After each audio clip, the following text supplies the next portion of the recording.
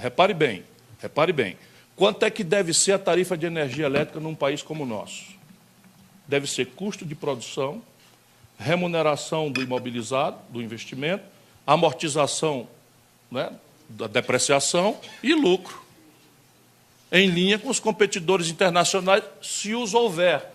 Em setores não concorrenciais, é preciso ser um preço administrado pelo governo, porém, em cima de uma planilha de custos transparentemente validada pelo mercado.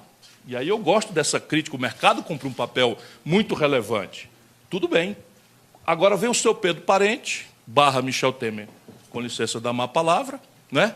E faz assim, o Brasil deixa 40%, quase 35% da sua capacidade de refino ociosos, as fábricas paradas, vende petróleo bruto barato, em real, em dólar, claro, e compra gasolina, óleo diesel, lubrificante do estrangeiro. E, ao invés de cotar 80% do petróleo do Brasil, quer dizer, do insumo petróleo, ainda é nacional, produzido em real, ainda que tenha custos incorrentes de câmbio, por algumas coisas, de royalties que a gente não tem, fretes, etc., parte substantiva é assim. Então, na prática, o barril de petróleo da Petrobras, impostos, inclusive, dá 33 dólares. O que é que o senhor Pedro Parente está fazendo? Cobrando 75 dólares, porque está referindo o preço não a custo nacional, mas a preço especulativo do mercado de petróleo de Roterdã, do circuito internacional. Que isso? Aí vem uma depreciação cambial, que está ocorrendo, eu quis brincar, mas ela está ocorrendo por uma razão. O Brasil, contra o que eu andei falando nesses últimos 12 anos, infelizmente para amigos, agora para adversários, o Brasil está perdendo uma janela de oportunidade de ouro, que foi, em 2008, para esconjurar a crise, os americanos trouxeram a taxa de juros dele, que é baliza para o mundo, para zero ou negativa. Então, nós estamos há 10 anos com a taxa de juros no mundo a zero negativa, e esses pilantras aqui do Brasil dizendo que a nossa taxa de juros tem que ficar alta. Por quê? Porque a inflação é alta. Mas juro, meu irmão, parece que você não ouviu o que eu falei. Juro só funciona contra a inflação se o componente inflacionário for excesso de demanda. Também ninguém precisa ser economista para entender. Minha base produtiva é capaz de produzir 100 e o meu povo tem renda mais crédito na praça capaz de comprar 120. Aí você tem o que a economia chama de hiato de produto, dá-se uma espécie de leilão, o preço sobe, tira os 20 mais pobres e acomoda o negócio. Aqui, isso é o bicho eu conheço, eu fui ministro da Fazenda, ou havia hiato de produto, porque nós estávamos com 100% de capacidade instalada ocupados, trabalhando a 3 turnos, e havia ágio quando eu assumi o real. E aí só tinha uma saída, choque de oferta, ou então íamos perder o real das mesmas doenças que mataram lá atrás o cruzado. Eu tenho essa honra de ter ajudado o Brasil a enfrentar isso pelo caminho oposto dessa mistificação que está destruindo nossa pátria. Pois bem, hoje, meu irmão, minha irmã querido, hoje 30% da capacidade instalada da indústria brasileira estão ociosos. Então não tem sobredemanda.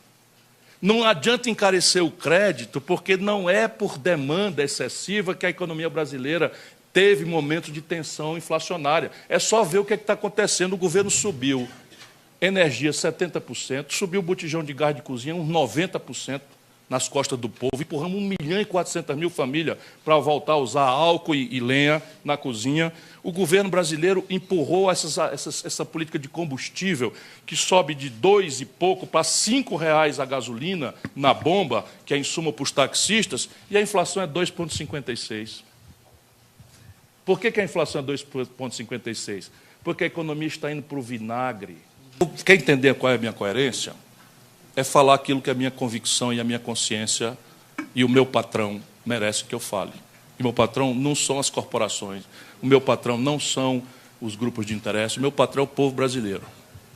Isso é simples de entender. Então, se vocês dizem, qual é a coerência do Ciro? Por que o Ciro ajudou a fazer o Plano Real? Ô, Jéssica, a Bahia já cobra o menor ICMS para gás de cozinha, cobra um dos menores ICMS para diesel. O que nós temos que perguntar é por que o governo federal dobrou, isso mesmo que você ouviu, dobrou o ICMS, o PIS/COFINS de combustível. Esse presidente que está aí, quando entrou, ele dobrou, aumentou 100%.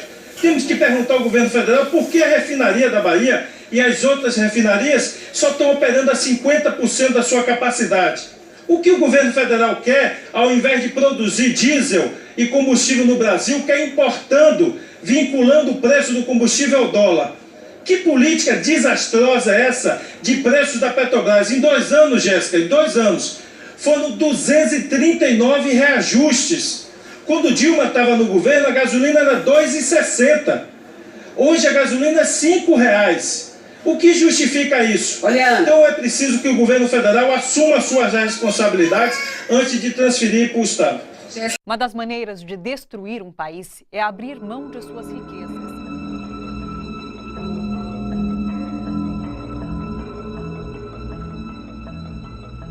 We economic hitmen really have been the ones responsible for creating this first truly global empire. And we work many different ways.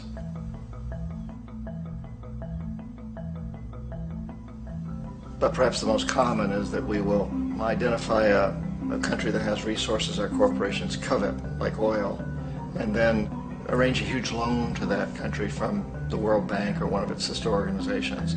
But the money never actually goes to the country. Instead, it goes to our big corporations to build infrastructure projects in that country, power plants, industrial parks, ports, things that benefit a few rich people in that country, in addition to our corporations, but really don't help the majority of the people at all. However, those people, the whole country is left holding a huge debt. It's such a big debt they can't repay it, and that's part of the plan, that they can't repay it.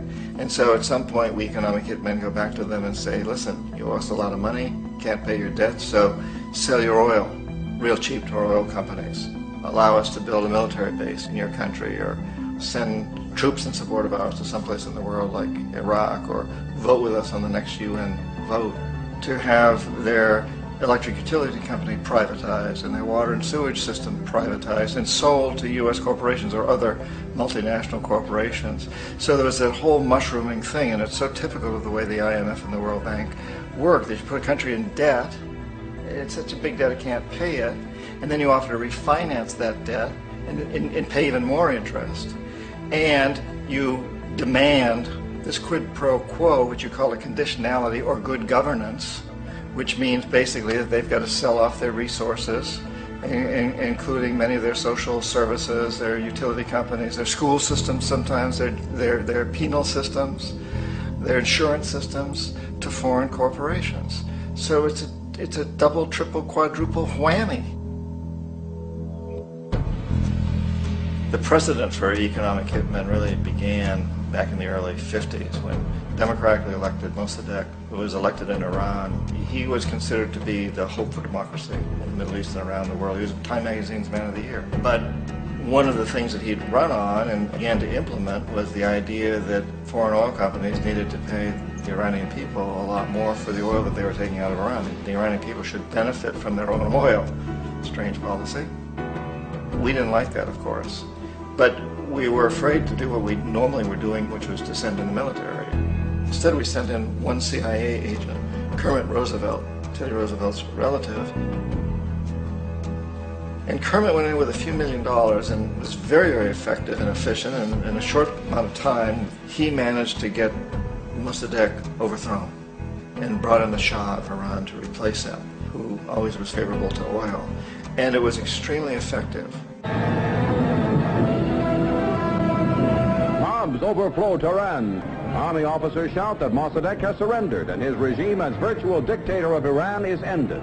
Pictures of the Shah are paraded through the streets as sentiment reverses. The Shah is welcomed home. So back here in the United States, in Washington, people looked around and said, wow, that was easy and cheap. So this established a whole new way of manipulating countries, of creating empire. The only problem with Roosevelt was that he was a card-carrying CIA agent, and had he been caught, the ramifications could have been pretty serious. So very quickly at that point, the decision was made to use private consultants to channel the money through the World Bank or the IMF or one of the other such agencies, to bring in people like me who worked for private companies, so that if we got caught, there would be no governmental ramifications.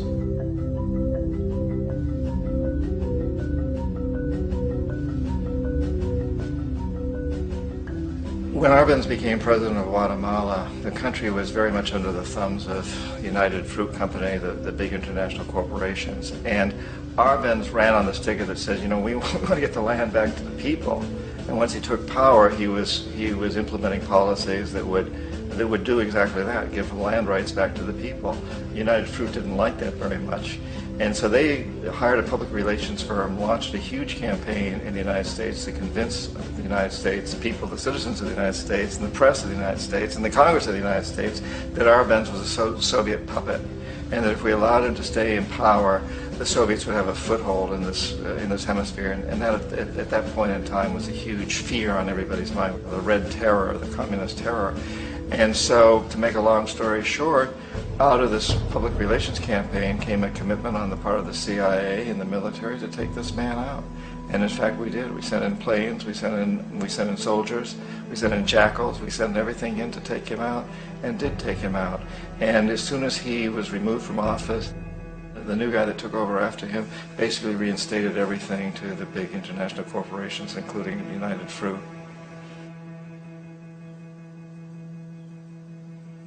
Ecuador for many, many years had been ruled by pro-U.S. dictators, often relatively brutal. Then it was decided that they were going to have a truly democratic election. Jaime Roldos ran for office, and his main goal, he said, as president would be to make sure that Ecuador's resources were used to help the people. And he won, overwhelming, by more votes than anybody had ever won anything in Ecuador. And he began to implement these policies to make sure that the profits from oil went to help the people. Well, we didn't like that in the United States. I was sent down as one of several economic hitmen to change Roldos, to corrupt him, to bring him around, to let him know, you know, okay, you know, you can get very rich, you and your family, if you play our game, but if you continue to try to keep these policies you've promised, you're going to go. He wouldn't listen. He was assassinated. As soon as the plane crashed, the whole area was cordoned off. The only people allowed in were U.S. military from a nearby base and some of the Ecuadorian military. When an investigation was launched, two of the key witnesses died in car accidents before they had a chance to testify. A lot of very, very strange things that went on around the assassination of Jaime Roldos. I, like most people who've really looked at this case, have absolutely no doubt that it was an assassination. And of course, in my position as an economic hitman, I was always expecting something to happen to Jaime, whether it be a coup or assassination, I wasn't sure, but that he would be taken down because he was not being corrupted. He would not allow himself to be corrupted the way we wanted to corrupt him.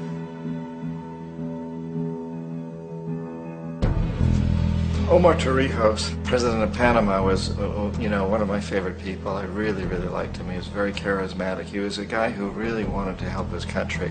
And when I tried to bribe him or corrupt him, he said, look, John, he called me Juanito. He said, look, Juanito, I don't need the money. What I really need is for my country to be treated fairly. I need for the United States to repay the debts that you owe my people for all the destruction you've done here. I need to be in a position where I can help other Latin American countries win their independence and be free of this terrible presence from the north that you people are exploiting us so badly. I need to have the Panama Canal back in the hands of the Panamanian people. That's what I want. And so, leave me alone. Don't try to bribe me. It was 1981, and in May, Jaime Roldos was assassinated. And Omar was very aware of this. Torrijos got his family together and he said, I'm probably next, but it's okay because I've done what I came here to do. I've renegotiated the canal. The canal will now be in our hands. He just finished negotiating the treaty with Jimmy Carter. In June of that same year, just a couple of months later, he also went down in an airplane crash, which there's no question was executed by CIA-sponsored jackals. Tremendous amount of evidence that one of Torrijos' security guards handed him at the last moment as he was getting on the plane a tape recorder, a small tape recorder that contained a bomb.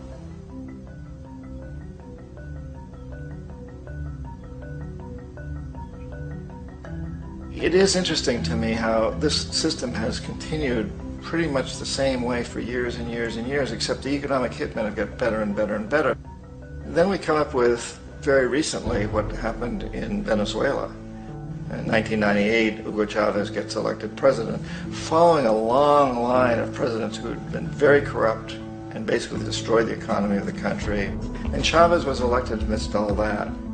Chavez stood up to the United States, and he's done it primarily demanding that Venezuelan oil be used to help the Venezuelan people. Well, we didn't like that in the United States. So in 2002, a coup was staged, which there's no question in my mind, and most other people's minds, that the CIA was behind that coup.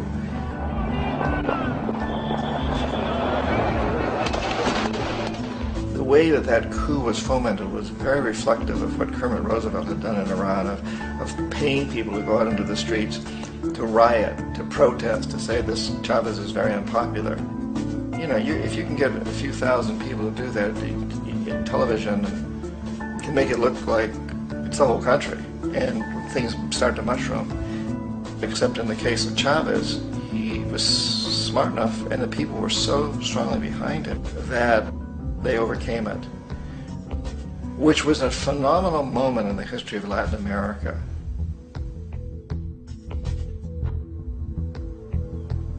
Iraq actually is a perfect example of the way the whole system works. So we economic hitmen are the first line of defense. We go in, we try to corrupt governments and get them to accept these huge loans, which we then use as leverage to basically own them. If we fail, as I failed in Panama with Omar Torrijos and in Ecuador with Jaime Roldos, men who refused to be corrupted, then the second line of defense is we send in the jackals. And the jackals either overthrow governments or they assassinate. And once that happens and a new government comes in, boy, it's going to toe the line, because the new president knows what will happen if he doesn't.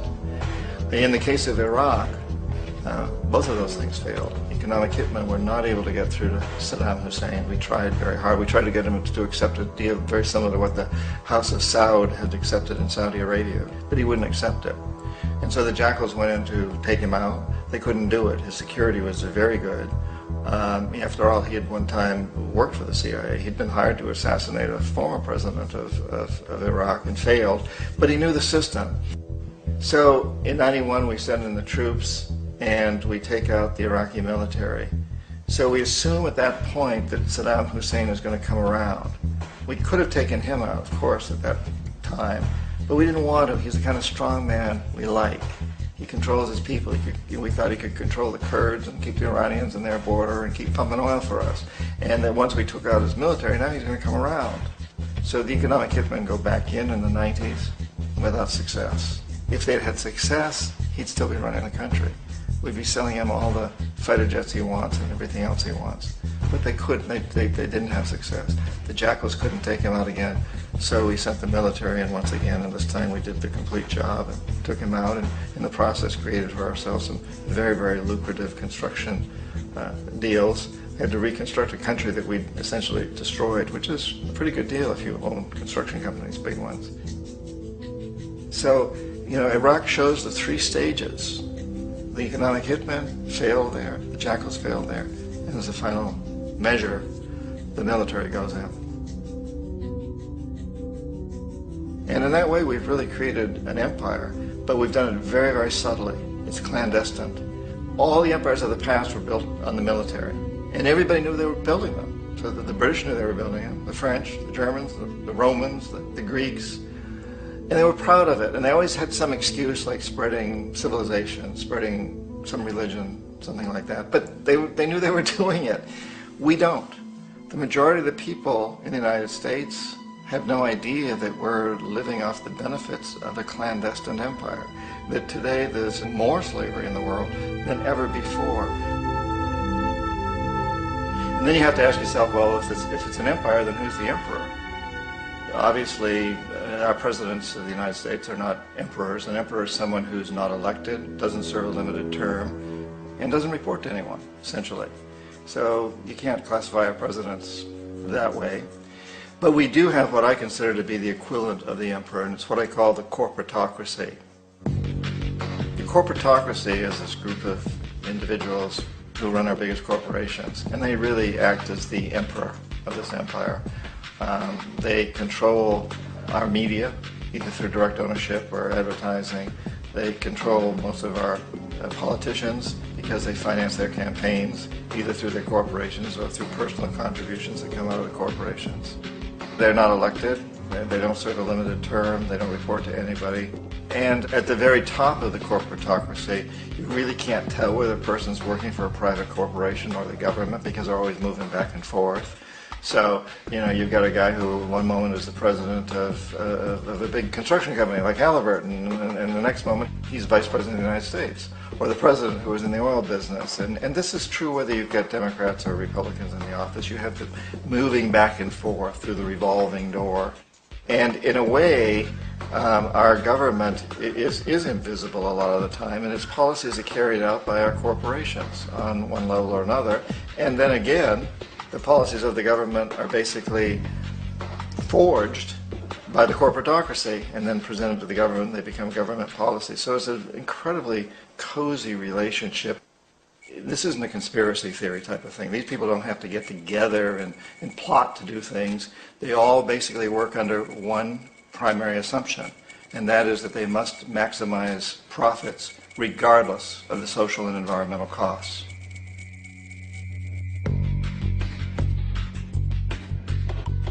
This process of manipulation by the corporatocracy through the use of debt, bribery, and political overthrow is called globalization.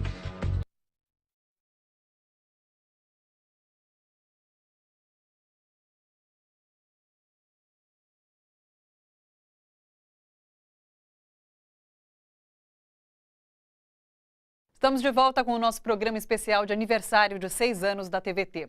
Uma das maneiras de destruir um país é abrir mão de suas riquezas. O Brasil está prestes a fazer isso com o pré-sal. A ideia é desmontar a Petrobras, uma das maiores petroleiras do planeta. Sob ataque estão o futuro da educação e da saúde. E mais do que isso, a soberania nacional. Perdas provocadas pelo escândalo de corrupção. A superfaturada da refinaria americana. Falando de Lava Jato, o esquema de pagamento de propina por dinheiro desviado da Petrobras. Não se assina contrato sem ler.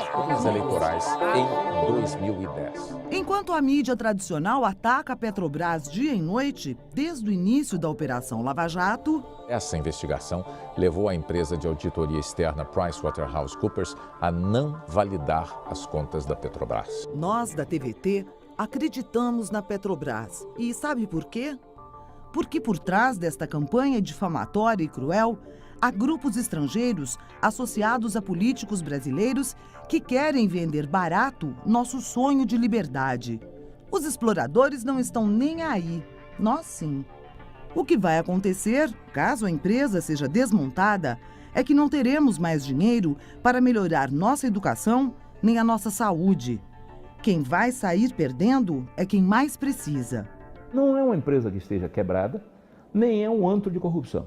A Petrobras, ao contrário, é uma empresa eficiente, a empresa é uma empresa que está crescendo a produção, agora em junho cresceu 8%, no segundo semestre cresceu 8% em relação ao primeiro trimestre de produção. A Petrobras está produzindo, cresceu de janeiro para cá de petróleo de 2 milhões de barris para 2 milhões e 200 mil barris, o que é 10% de crescimento em 6 meses, é um extraordinário crescimento nas empresas de petróleo, e ela tem todas as condições de, superando a crise financeira de curto prazo, deslanchar.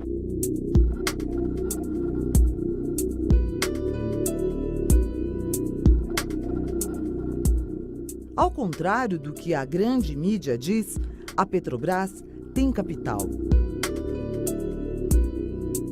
Hoje, a empresa tem 25 bilhões de dólares em caixa e anunciou que pode pagar todas suas dívidas até o fim de 2017.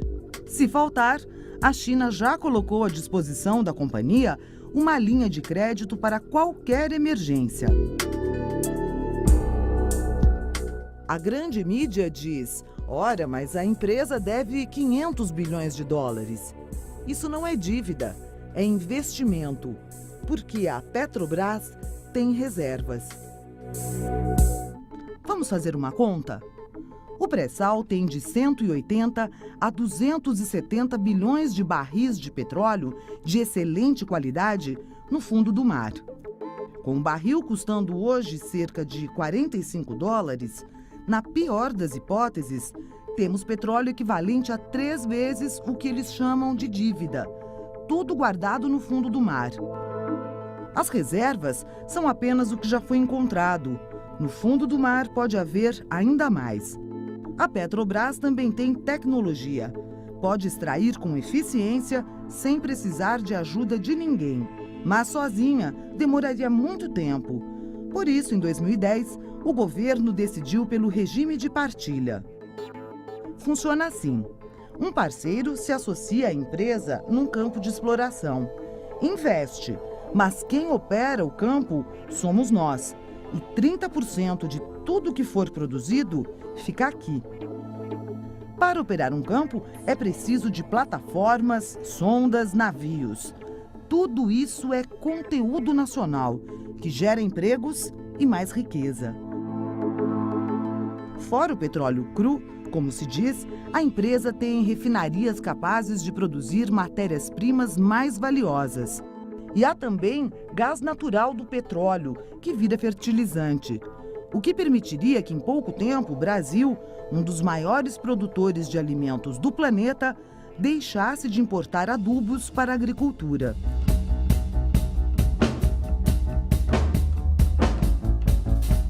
Outra vantagem: o Brasil tem mercado consumidor. Muito do que será produzido, de combustíveis a bens de consumo, pode ser consumido aqui mesmo. Em funcionamento, esta estrutura é capaz de, em pouco tempo, transformar o Brasil numa potência mundial. Buscar petróleo no fundo do mar foi um plano audacioso do engenheiro Guilherme Estrela e sua equipe. A diretoria era contra e ele bancou. Ele disse que era necessário arriscar.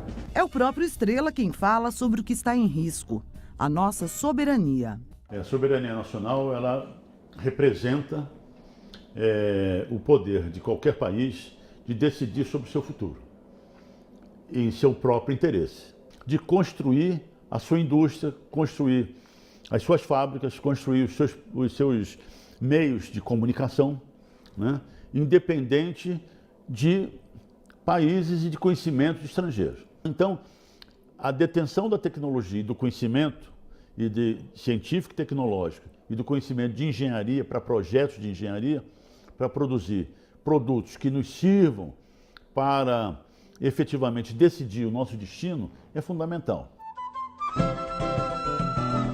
63 anos se passaram. De lá para cá, a frase dita pelo então presidente Getúlio Vargas continua atual: o petróleo é nosso. Mas até quando?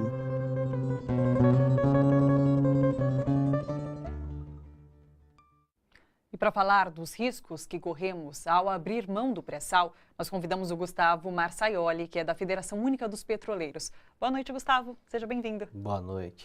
Gustavo, explica para a gente de que forma que é possível convencer as pessoas de que a Petrobras é um patrimônio brasileiro. Eu acho que, de uma certa forma, uma boa parte da população, talvez não com tantos subsídios, mas já tem essa concepção. Uma pesquisa da Datafolha recentemente apresenta que a maioria, né, da população é contra a venda de patrimônio público, e entre essas empresas está a Petrobras e o pré-sal. Então, existe esse senso, mas muitas vezes ele está pouco embasado, não tem muitos elementos, né, para conseguir embasar essa posição. Uma das coisas que a gente pode citar, por exemplo, como um exemplo, no momento recente, então uma das subsidiárias que está sendo ameaçada de venda é a Liquigás. A Liquigás é a empresa que a maioria das donas de casa, da população conhece, né, quando vai comprar o seu gás de cozinha. Hoje, a Liquigás, junto com outras 4 empresas, ou seja, 5 empresas de todo o mercado nacional, dominam 90% de todas as vendas de gás doméstico. Então, hoje, essa ameaça de venda da Liquigás, né, os grandes interessados na compra são as outras empresas que já atuam no mercado. Isso vai ter uma concentração das empresas que prestam esse serviço. Então, consequentemente, se a Liquigás for vendida, a possibilidade imensa de que haja um aumento do valor do gás para consumo doméstico. Então isso é um exemplo que a gente pode dar para a população para entender como é importante o papel da Petrobras para regular o mercado. A Liquigás ela foi adquirida justamente para regular melhor o mercado, para o governo ter uma interferência dentro do mercado de gás doméstico. E a mesma lógica vale para a questão dos combustíveis. Uma coisa que as pessoas precisam saber e não sabem, né, mistifica-se muito esse assunto do petróleo e da Petrobras, é que, por exemplo, durante a subida dos preços, né, do petróleo, quando chegou lá a mais de $120 um barril, esse valor não foi repassado. A gasolina ela continua estável durante todo esse tempo. E aí, muitas vezes, a pessoa não tem esse entendimento e acha que se é público deveria ser de graça, gasolina. Não, né? Mas a Petrobras ela tem como regular esse preço e não repassar essas oscilações do mercado de petróleo para toda a população num curto espaço de tempo. Então, isso faz com que a economia seja mais estável, seja mais previsível e todos ganham com isso. Porque essas são medidas que afetam diretamente a população, né? Porque como convencer essas pessoas a saírem às ruas em defesa da Petrobras? Eu acho que essa, por exemplo, é uma excelente iniciativa, né? A TVT ela é uma das pouquíssimas emissoras que estão fazendo um debate mais qualificado sobre esse tema do petróleo, né? Então, hoje, acho que a população, até a gente tem alguns sites de campanha para divulgar, um deles é o pressalnãoabromão.com.br e o pressalemjogo.com.br. Então, são também formas que tem de você entrar lá, você com 2, 3 cliques, você vai preencher um abaixo-assinado contra a venda do pré-sal e também tem como disparar e-mail para todos os senadores e deputados. Então, essa pressão da população é muito importante. E sair às ruas, eu acho que é um desafio imenso hoje que a gente tem, que hoje o grande elemento que a gente tem para jogar isso desde julho de 2013, né? As redes têm esse protagonismo na questão da mobilização social e é uma coisa realmente extremamente preocupante, quando a gente não vê a mesma mobilização que se tem para outras pautas na defesa da Petrobras, que hoje a gente tem que pensar que ela é uma das últimas empresas do ramo industrial que tem controle estatal. Então, passado isso, a Petrobras, o destino dela, se tudo se der como esse pessoal está planejando, ela vai se tornar uma nova Vale do Rio Doce, que a gente tem aí o desastre da Samarco para comprovar como é ineficiente o setor privado nas questões estratégicas do país. A gente comentou também sobre os riscos à saúde e à educação. Você acha que as pessoas entendem esses riscos? Não, a maioria das pessoas não entendem e é até bastante curioso. A gente tem conversado muito com as pessoas, né, ido para a rua, nas escolas, enfim. Muitas pessoas perguntam para a gente, mas o pré-sal vai demorar muito para a gente explorar, ou a gente não tem, existe uma que o pessoal chama de síndrome de vira-lata do brasileiro, a Petrobras não tem condição de explorar o pré-sal, e as pessoas não sabem que hoje o pré-sal já corresponde a 40% da produção de petróleo e gás no Brasil. Então hoje 40% do que vai no tanque de combustível de qualquer pessoa que abastece o carro já vem do pré-sal. E as pessoas não têm essa dimensão. Quanto mais do modelo de partilha que hoje destina uma parte dos lucros, né, da exploração para a saúde e educação. E isso não está explicado, isso não está claro para as pessoas. Eu tenho certeza que se as pessoas tivessem a dimensão do volume de dinheiro que vai ser destinado para a saúde e educação com o pré-sal, a mobilização, sem dúvida nenhuma, seria maior. Muito maior.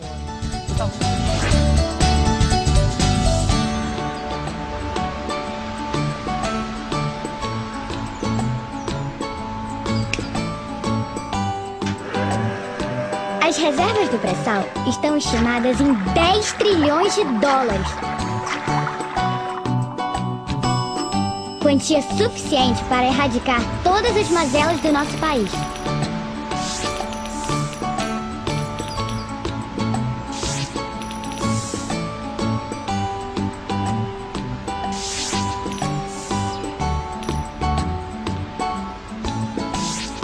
O petróleo tem que ser nosso! Vamos agora assistir ao documentário produzido pela Associação de Engenheiros da Petrobras, contestando os principais argumentos daqueles que defendem a alteração do marco regulatório do pré-sal.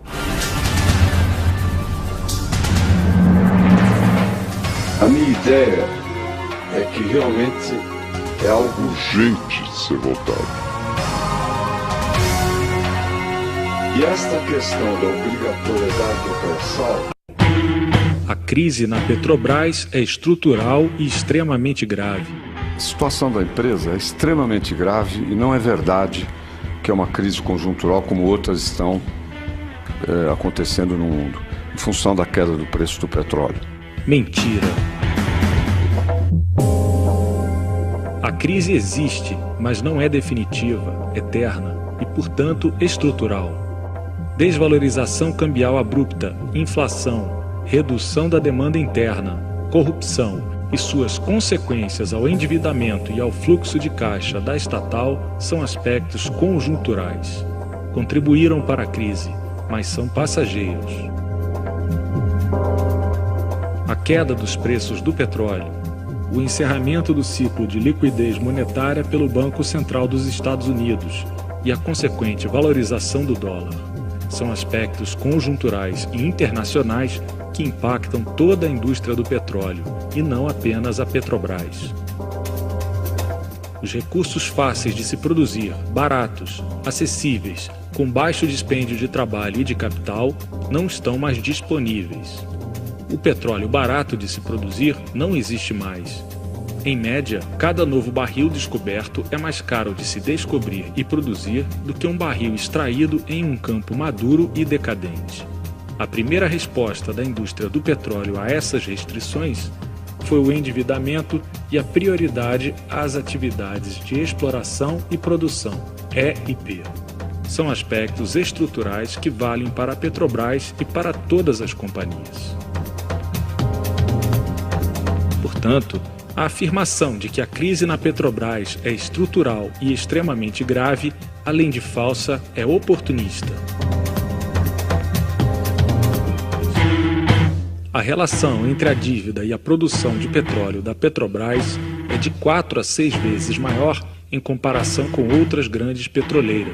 A dívida da Petrobras em barris de óleo equivalente, em reais, é aproximadamente 6 vezes a média das outras grandes empresas petroleiras do mundo. Manipulação. A dívida existe para investir e transformar as reservas em produção. A dívida de hoje corresponde à produção de amanhã.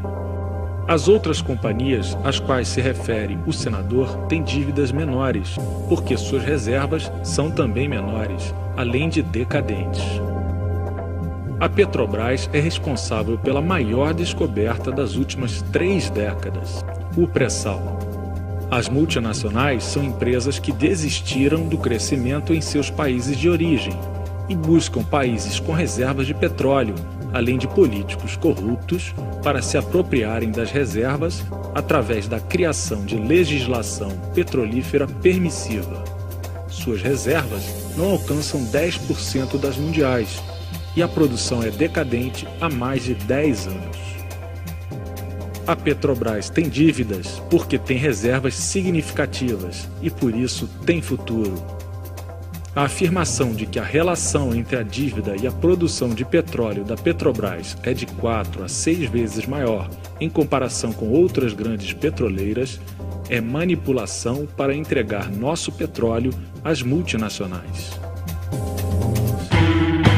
Refinarias mal feitas e subsídios foram responsáveis por prejuízo de 160 bilhões de reais à Petrobras. Por efeito de refinarias mal feitas e congelamento, retenção dos preços dos derivados de petróleo, o prejuízo da Petrobras foi de 160 bilhões de reais.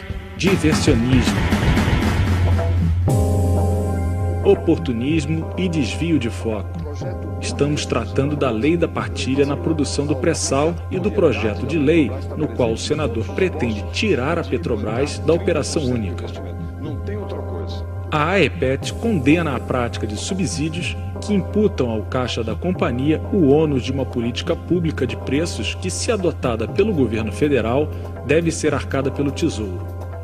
Estima-se prejuízo de 60 a 80 bilhões de reais com a importação de derivados mais caros em relação aos vendidos no mercado interno. A AEPET defende há anos que esses valores devem ser ressarcidos pela União ao caixa da Petrobras. Com relação às refinarias, a AEPET alertou em seus votos nas Assembleias Gerais Ordinárias e Extraordinárias da Petrobras além de diversas cartas enviadas aos executivos sobre desvios e práticas lesivas à companhia. Apontamos, por exemplo, os contratos de amplo escopo e a concentração do poder no topo da hierarquia corporativa como aspectos deletérios na relação entre os fornecedores de bens e serviços e a Petrobras. Condenar os desvios, recuperar os recursos, punir os responsáveis, entender as causas históricas e sistêmicas para não cair no falso moralismo e em pérfidas soluções. A AEPET, assim como o Ministério Público Federal, entende que a Petrobras foi vítima. Sendo assim, como vítima, não pode ser condenada com seu alijamento da liderança do pré-sal e assim, novamente, vilipendiada. Foi loucura fazer acordo com Chaves com petróleo de outra natureza para a refinaria do Nordeste, RNEST. Primeiro, a loucura de fazer um acordo com Chaves, um petróleo de outra natureza. Diversionismo. As refinarias em locais que não cabiam, Ceará e Maranhão. A Comperge precisa de mais 4 ou 5 bilhões de dólares para completar. Para mim é um mistério como é que se pode fazer uma coisa tão errada. Além do mais, refinarias em lugar onde não cabiam, como é o caso do Ceará, como é o caso do Maranhão. Enfim, uma crueldade o que foi feito com a empresa. Diversionismo. O que o acordo com o Chaves sobre a refinaria, ocorrido antes da descoberta do pré-sal, tem a ver com o projeto que tira a Petrobras da operação única no pré-sal. A AEPET critica os critérios adotados para a alocação das refinarias, assim como a forma como foram conduzidos seus projetos. Entendemos que existem critérios econômicos e também aspectos políticos referentes ao desenvolvimento regional. O tema é complexo, não é razoável tratá-lo quando o que se debate é a revisão da lei da partilha do pré-sal. Os argumentos são diversionistas, uma manobra para desvio do foco. Trata-se de uma cortina de fumaça para entregar a condução dos projetos, a compra dos equipamentos, dos serviços e o petróleo do pré-sal às multinacionais. A cessão onerosa foi uma farsa, porque a União não deu nem um centavo para a Petrobras. O governo protagonizou também uma farsa com a Petrobras, que foi a famosa capitalização. 75 bilhões de dólares. Na verdade, não deu nem um centavo para a Petrobras. O que ele deu foi a área de potencialmente com 5 bilhões de barris, mas registrou isso como para o aumento de capital da empresa. Não deu dinheiro. Não é um dinheiro que a empresa pôde trazer para o seu ativo e, a partir daí, financiar investimentos e tudo mais. Mentira, manipulação e diversionismo. A AEPET esclarece que na cessão onerosa, a Petrobras paga determinado valor para ter direito à exploração de até 5 bilhões de barris de petróleo e gás natural. O projeto da cessão onerosa prevê a capitalização simultânea da Petrobras, o que corresponde a uma nova emissão de ações, que são vendidas com privilégio dos atuais acionistas, inclusive a União. Os recursos da capitalização servem para novos investimentos, inclusive o pagamento da cessão onerosa. A União trocou seu petróleo por maior participação societária na Petrobras capitalizada. O processo de capitalização foi o maior da história e trouxe mais de 70 bilhões de dólares para a Petrobras investir no desenvolvimento do pré-sal.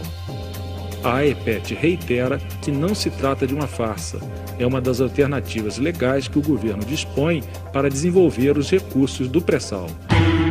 Redução da produção planejada para 2020. Aí está a atual diretoria, meio perdida, já fez um plano de revisão de metas, diminuiu para começo da próxima década em 37%, 1,4 bilhão de barris. Manipulação e diversionismo.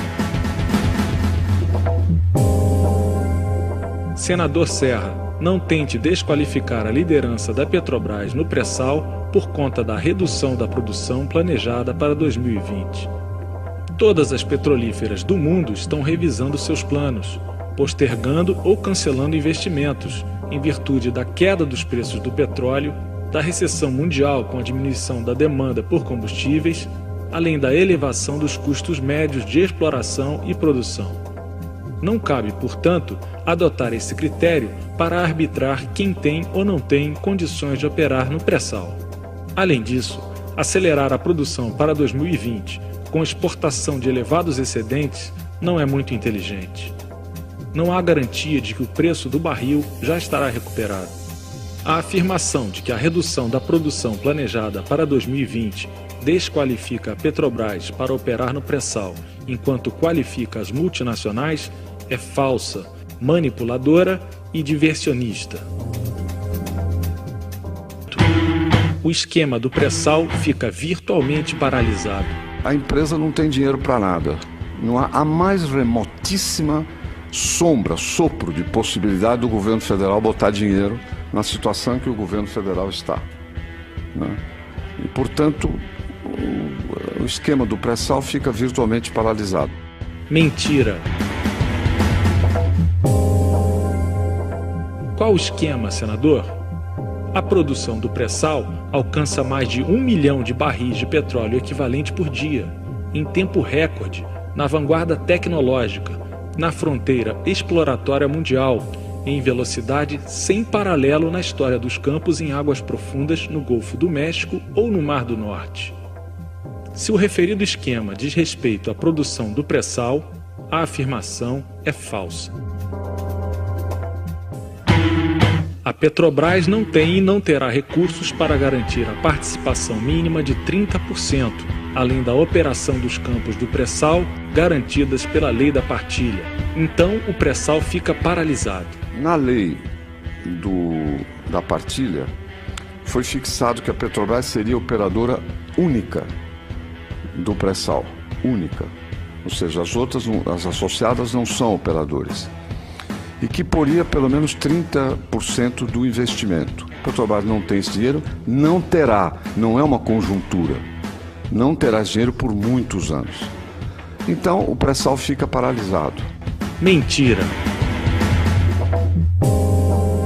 Afirmação profética, apocalíptica e falsa. A AEPET esclarece que a Petrobras descobriu o pré-sal com seus esforços a partir do seu conhecimento da bacia sedimentar brasileira, assumindo riscos de centenas de milhões de dólares. A descoberta pioneira se deu no campo de Tupi, hoje altamente produtivo.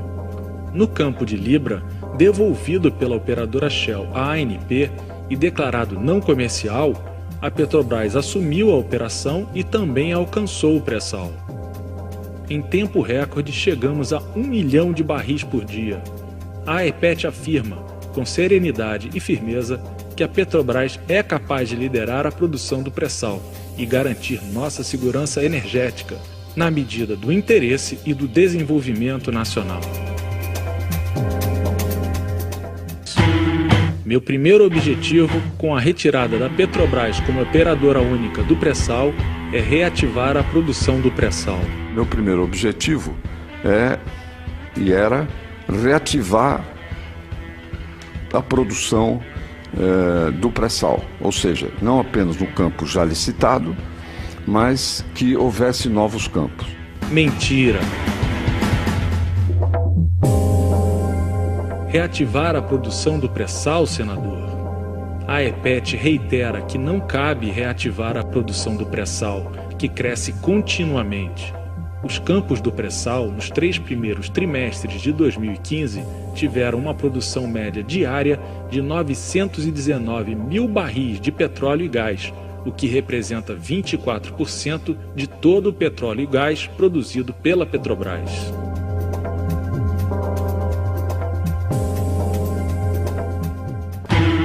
Títulos de 100 anos com taxa de 8,45% ao ano é uma loucura. Com 7% ao ano, duplicaria em 10 anos. Ali vocês têm mais dados sobre a situação financeira da empresa. A ADR da companhia caiu de 10 para 4 em setembro. Ela lançou títulos de 100 anos, em 1º de junho, com taxa de 8,45% por ano, que é uma loucura uma taxa de 100 anos. É uma loucura. Leve em conta que, se a taxa for de 7%, a dívida duplica a cada 10 anos. Manipulação e diversionismo. O que o senador aponta ser um desastre foi relatado como um sucesso por diversos meios que cobrem o setor financeiro. A captação foi de 2,5 bilhões de dólares, mas havia disponível 13 bilhões, o que desmente os catastrofistas e evidencia a capacidade de obtenção de crédito de longo prazo pela estatal. Meu objetivo é patriótico, produzir no pré-sal. Mas meu objetivo qual é? Eu disse patriótico. O quê? Produzir no pré-sal. Mentira se a pátria for o Brasil. Quem vai produzir? Como e a que velocidade?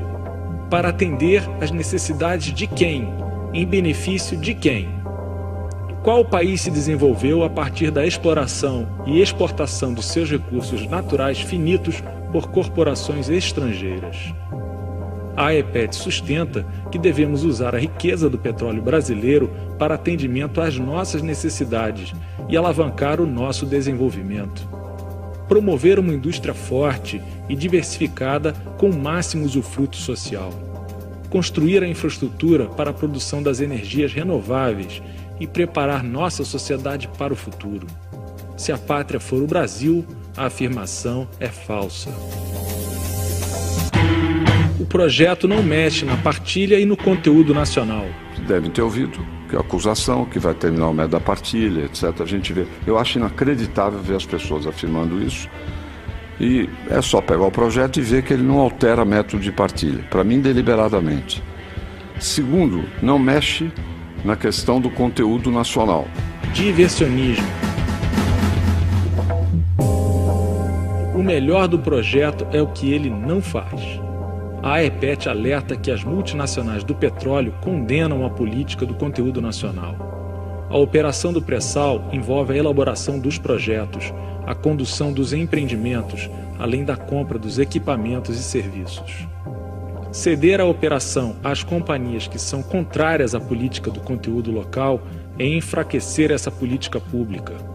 É acentuar as contradições entre o interesse privado e o público, até que a própria política seja revista mediante a nova realidade da internacionalização da operação do pré-sal.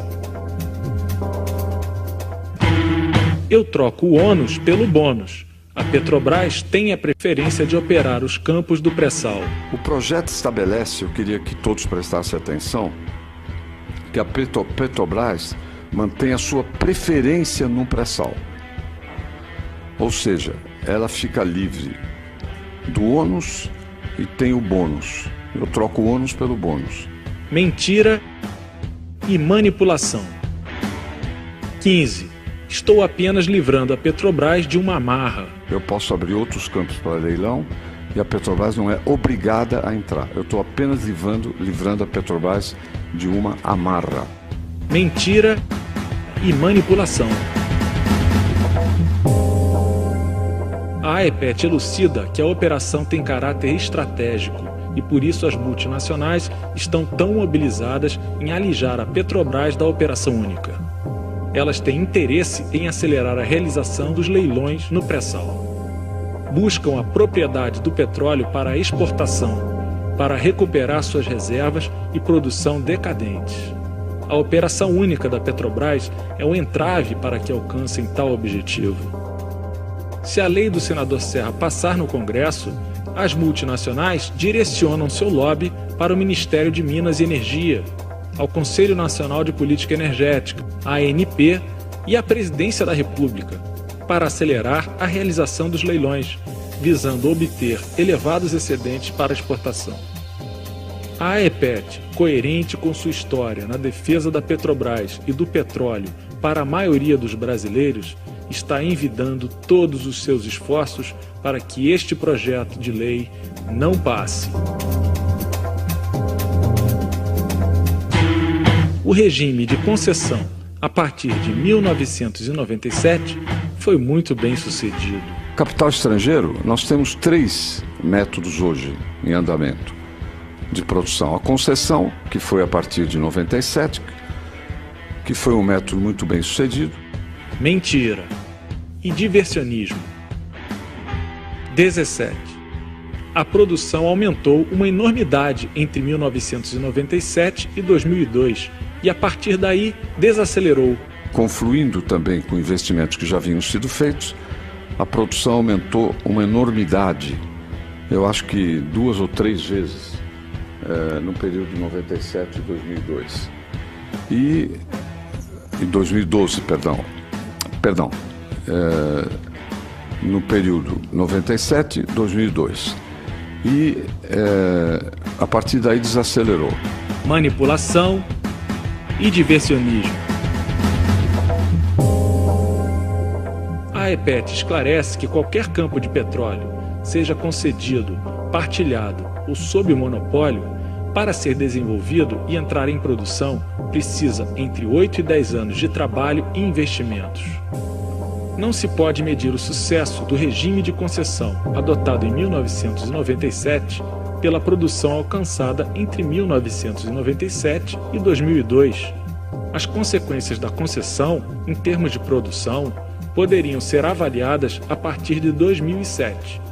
A aceleração da produção entre 1997 e 2002 se deve ao regime do monopólio que foi quebrado em 1997.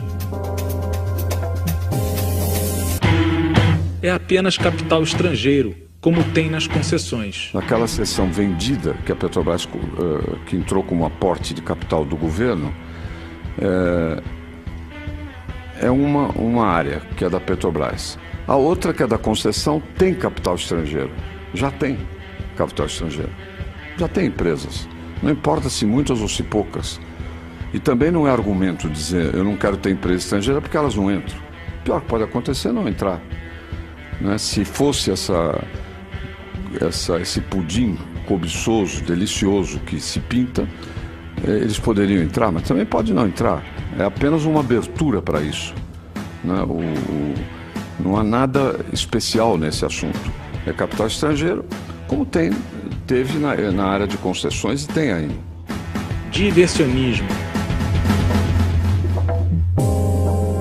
Quanta candura para se referir ao capital estrangeiro. Sim, senador, é tão somente o capital internacional em busca da propriedade do petróleo brasileiro para exploração, para obter lucros máximos no curto prazo, para contratar serviços e bens de seus países de origem, como fazem no Iraque, na Nigéria, em Angola e em outros países. É apenas a isso a que a EPET se dedica para que não aconteça também no Brasil.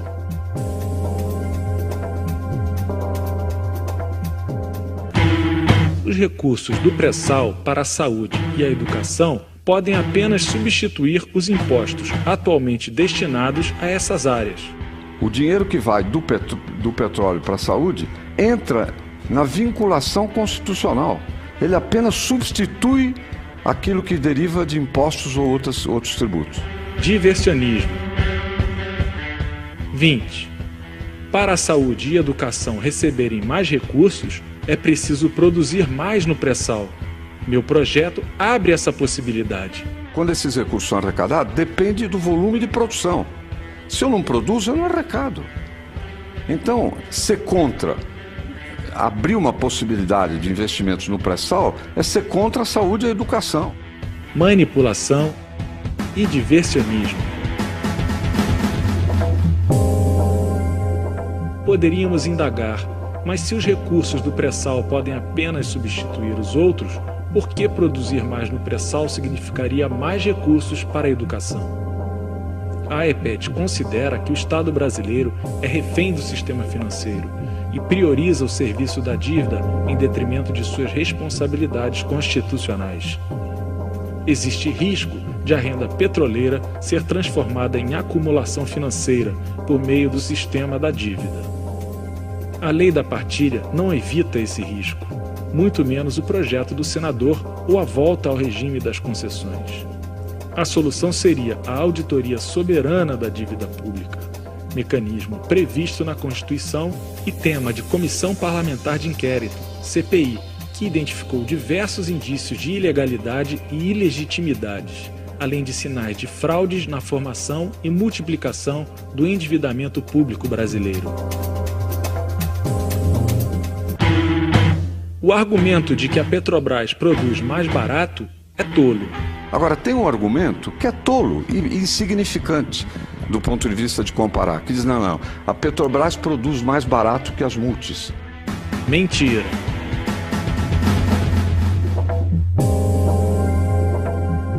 A Chevron foi protagonista de um dos maiores desastres ambientais no Brasil, quando explorava um poço de 1,2 mil metros de profundidade na Bacia de Campos. Foi estimado vazamento de até 4 mil barris por dia. Houve suspeitas se a companhia americana buscava alcançar o pré-sal. Foi noticiado que a Chevron tinha sondas capazes de buscar petróleo a 7 quilômetros de profundidade, sendo que o poço em que houve o acidente era raso, de 1,2 quilômetros. As camadas de pré-sal situam-se entre 5 e 7 quilômetros. A Shell, quando operadora do campo de Libra, o devolveu à ANP, declarando que não era comercial. O mesmo campo onde, mais tarde, sob a operação da Petrobras, foi alcançada a camada do pré-sal. Os fatos evidenciam que a Petrobras explora e produz mais barato, mais seguro e melhor.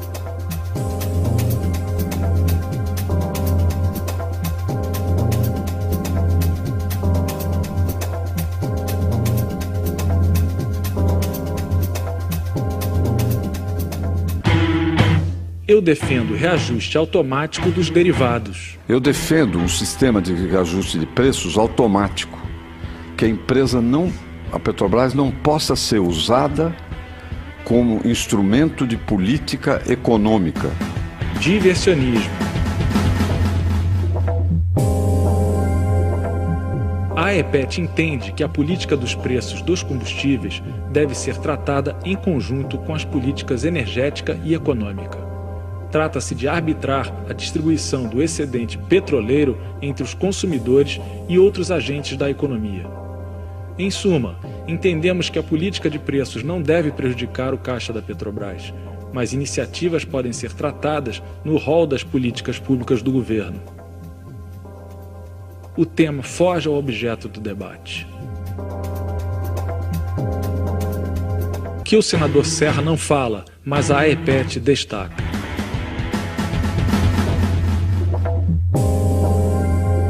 O senador Serra não falou da importância geopolítica e estratégica para um país ter o controle sobre o destino de sua produção de petróleo.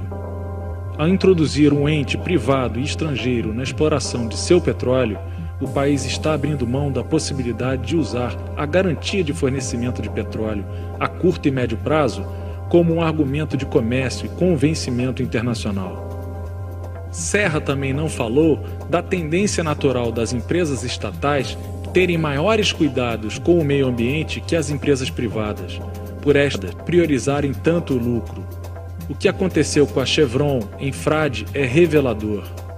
Esta empresa economizou tanto nos investimentos que tornou o projeto inseguro, resultando no conhecido acidente.